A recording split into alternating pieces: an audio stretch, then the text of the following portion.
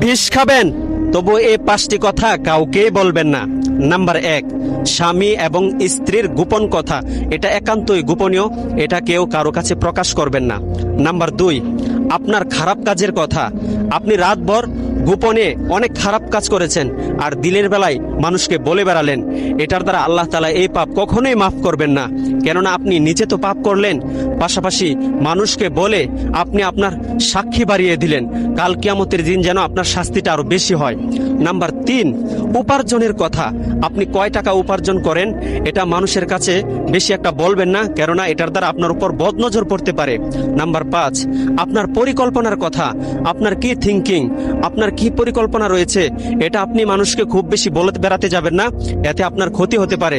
Number 5, আপনি যদি জ্ঞানী হন তাহলে আপনার এই জ্ঞানের কথা কখনোই মানুষকে বলে বেড়াবেন না যে আমি এটা জানি ওইটা জানি। আসলে নিজের এই কথাগুলো সবসময় নিজের ভিতরে রাখবেন, কেননা জীবনে যাই করেন সবসময় চুপচাপ থাকার চেষ্টা করবেন, কারণ এখন বর্তমানে কেউ কারো ভালো দেখতে পারে না। আর এই ভিডিওটি ভালো লাগলে শেয়ার করে দিবেন ইনশাআল্লাহ।